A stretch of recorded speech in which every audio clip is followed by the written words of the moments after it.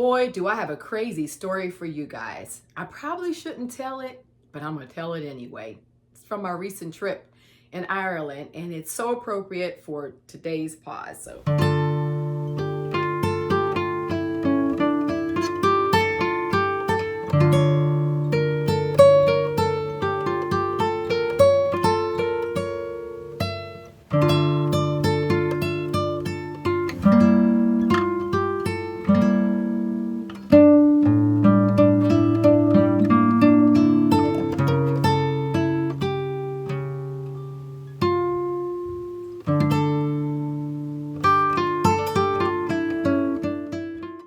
happy Saturday. Welcome to my YouTube channel. I'm Robin McClendon.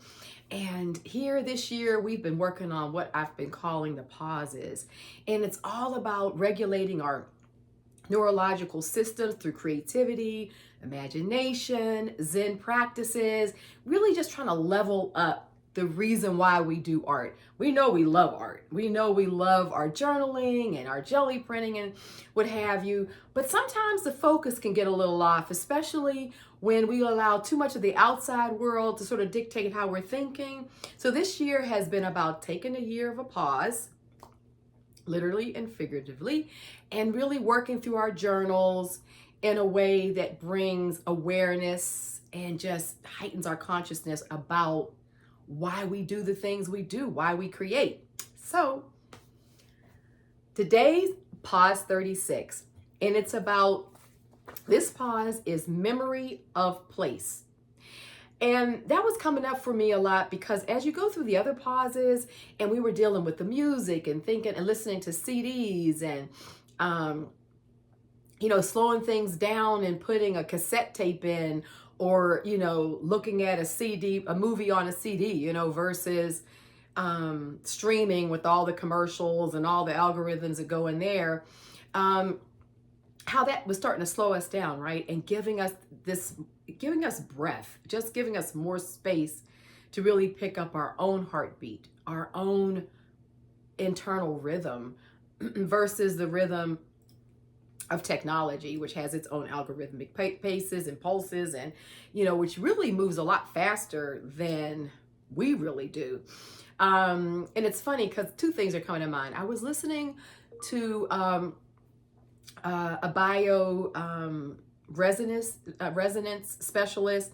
She's on YouTube. Her name is Ellen McCusick. I'll try to put a link to her YouTube channel below, but it's all about toning and using tuning forks, and how that really helps to recalibrate. It's almost like, she says, a factory reset. So you can kind of go do tuning forks and just put them on different parts of your body, and it really resets our whole biofield. And these are things that we don't hear a lot about and not talked about a lot in mainstream, or in medicine and stuff like that, but it's a real thing. She's a scientist. This is highly documented.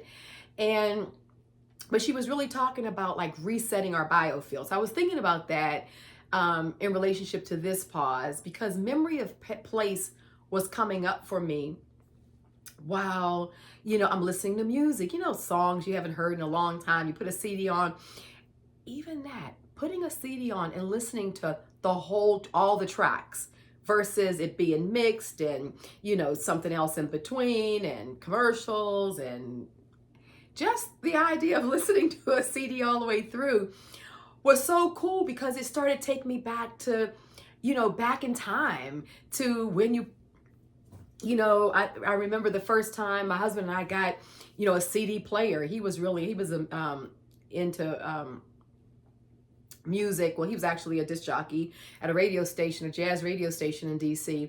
And so it was a lot of music in the house, a lot of him preparing for his shows. And I remember when we first got the first like high tech, CD player.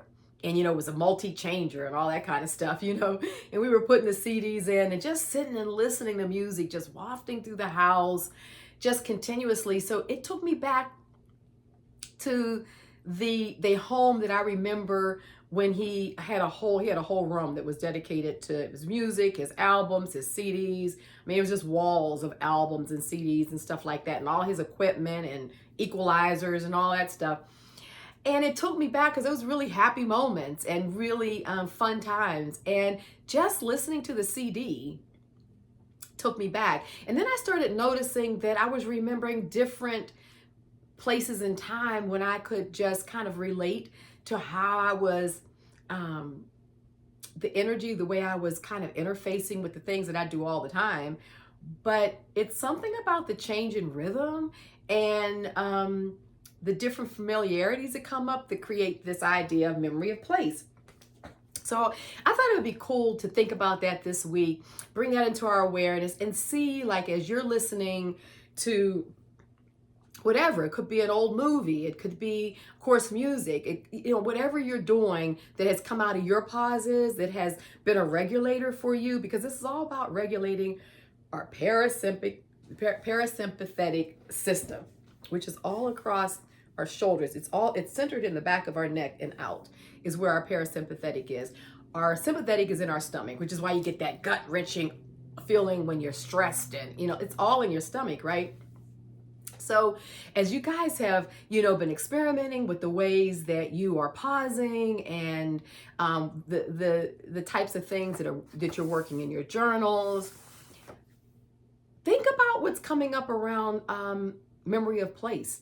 It's a real thing. I find a lot of my memories, it seems like most of my memories that are connected to place seem to be positive memories. And it's funny because I was thinking about this as I was preparing to tape this segment.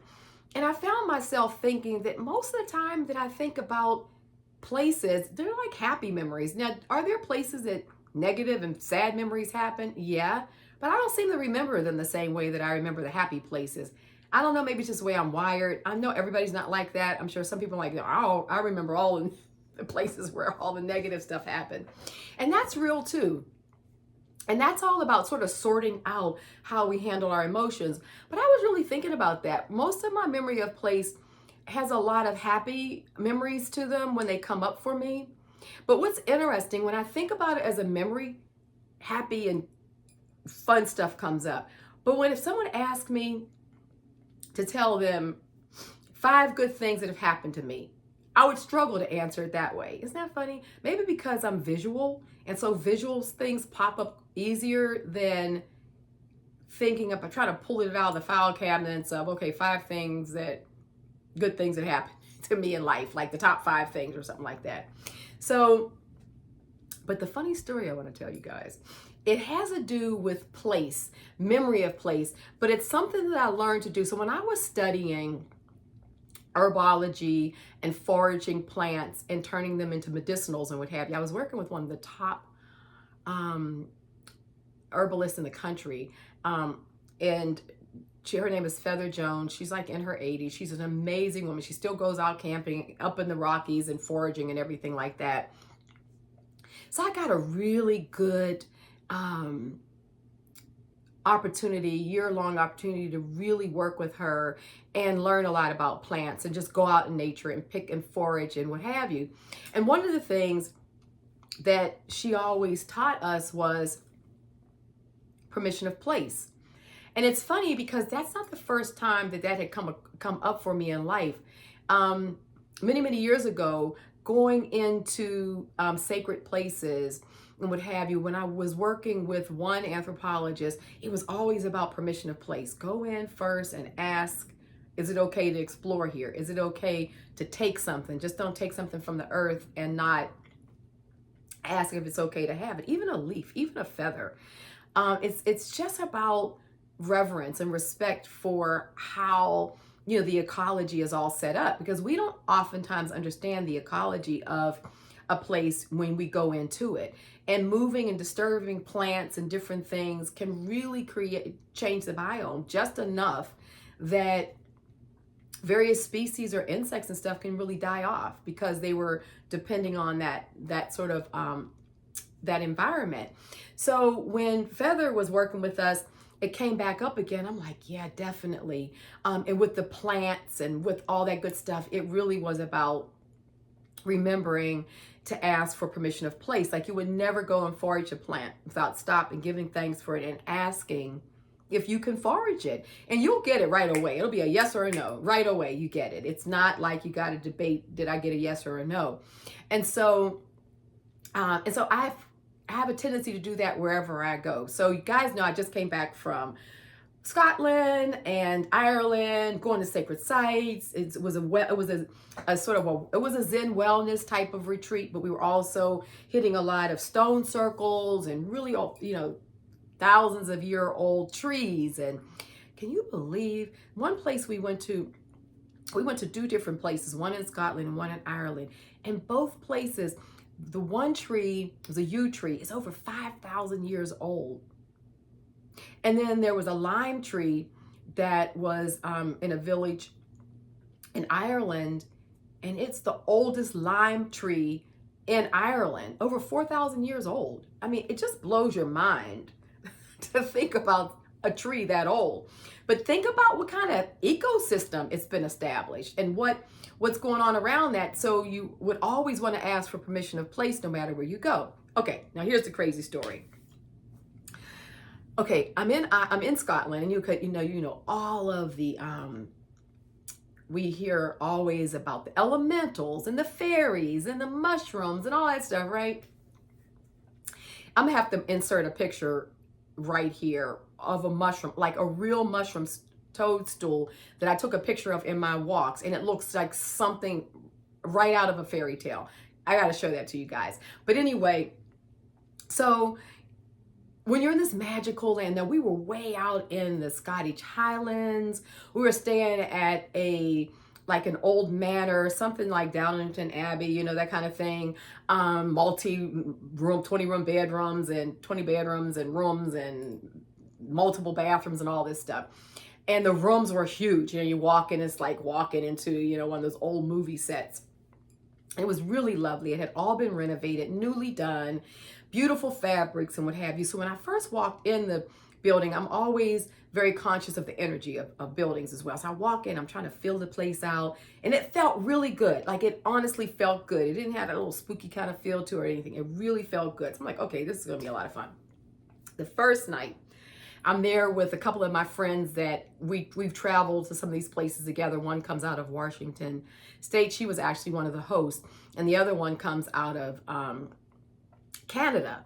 And so we're all out there, and there was other new ladies I was meeting and stuff like that. But anyhow, so we get there, and it's the first night. And so everybody, let's go outside and see the stars. So it's no light pollution. We are like miles away from the nearest city. And anybody who's been to Scotland already know that they have these ordinances that they don't build buildings above the building height of the oldest building type of thing, So like even in Edinburgh, there's not buildings above 5 stories. But I was staying out in a little town where it was Dunkeld, and it wasn't single story. And it was a little town, like a butcher, the baker, the pub, And so you couldn't even see it. And we were still miles away from the downtown area. There was no light pollution, is my point. So we're out there. It is dark. We're looking at the sky, and it's about 12 of us. And so one of my friends, she from Canada, she always brings, and she's always looking for, spaceships. That's her thing. And so she had this sound thing that was supposed to be bringing in, like if the aliens hear it, the ships will appear and all this kind of stuff. So we're out here in the middle of the night doing this thing, and everybody is like looking, and yes, and all this kinetic energy.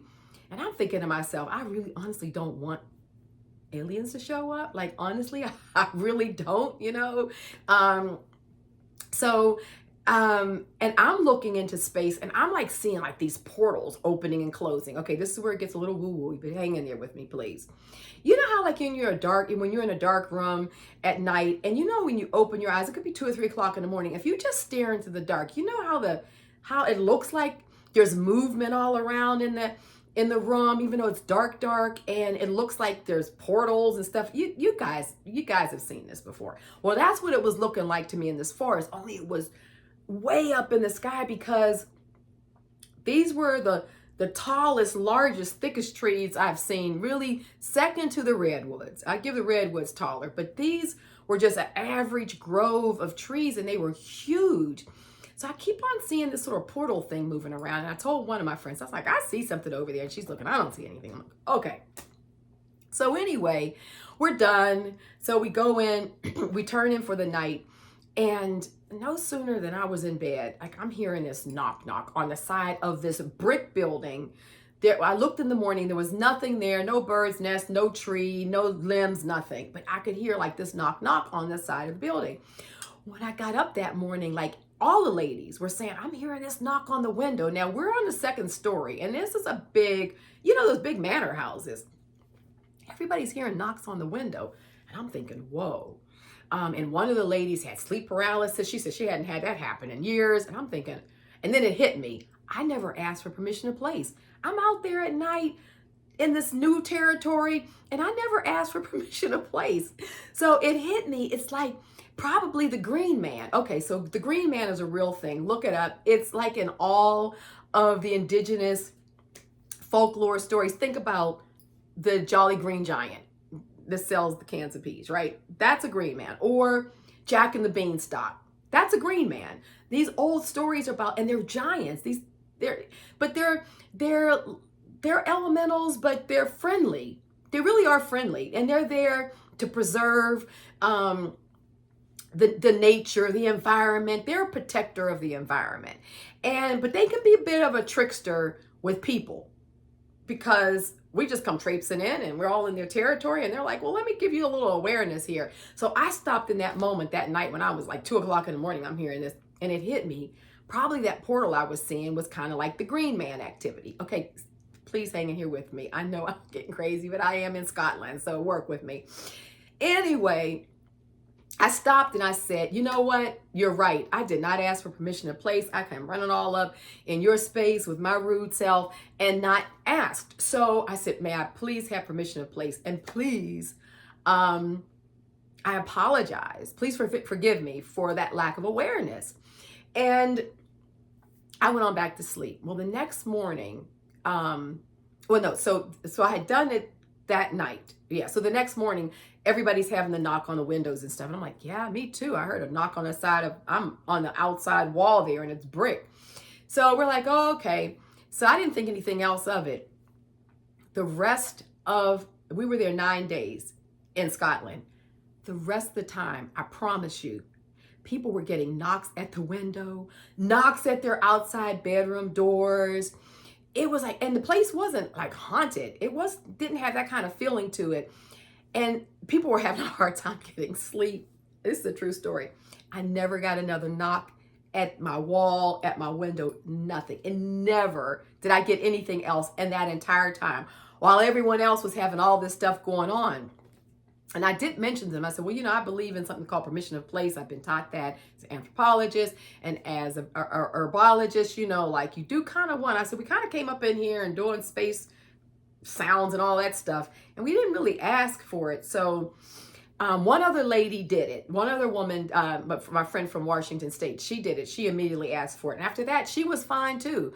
So it's really funny, this idea of permission of place is a real thing, but it ties into this week's Pause 36, which is memory of places. I'm going to always remember that trip to Scotland. Every time I see like any elemental or feel any kind of little, funny thing, or you think of a funny story, or you look at Lord of the Rings or on all those kind of shows, Harry Potter and stuff, I will remember the Green Man experience there and this idea of permission of place. So it's a funny story. It's kind of woo-woo. I get it.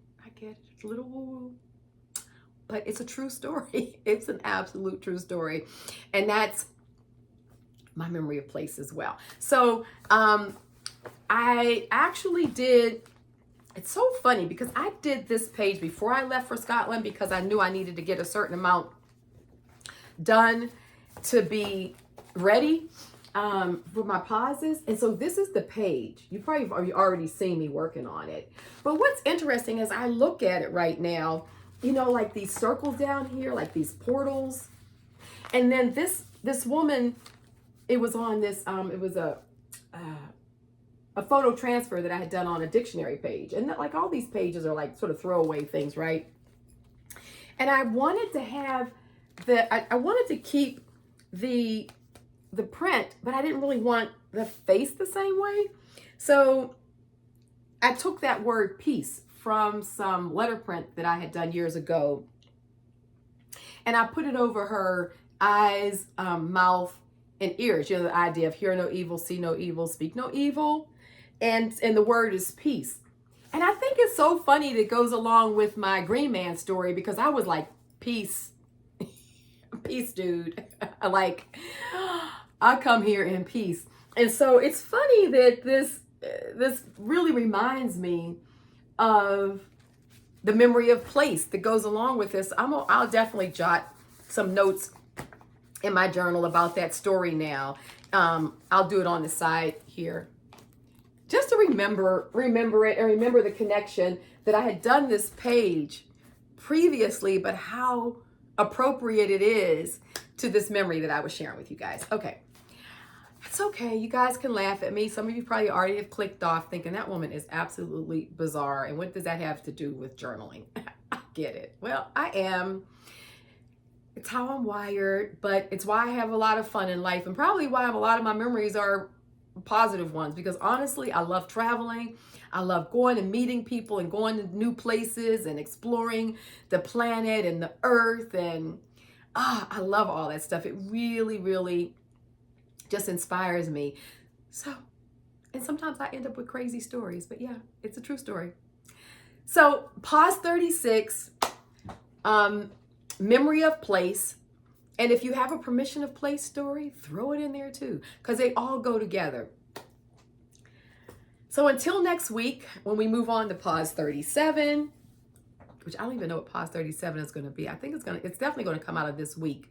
There's been some things that have been coming up for me, so we'll see what 37 is going to be. But love you guys. Thank you for being on this journey with me. And thank you so much to the faithful ones who have hung in this entire year as we've gone through the pause. I know so many of you have said it's benefited you. There's been so many new people into the community. Thank you so much for coming on this journey with me. Please continue to share what comes up for you. And yeah, and I'll continue to share as well. So until next Saturday, have a wonderful week. Lots of fun creating in your studios. Remember your parasympathetic system. We're regulating it. Remember to do all the things that you've learned in your pauses that help to really bring a beautiful calmness into your life. And remember all the fun things that you get to do in your studio, and all the art that you've created, and the things that you share out into the world, because they really, really mean a lot. And the world that we're living in right now needs our creativity and our love. Till next week, take care.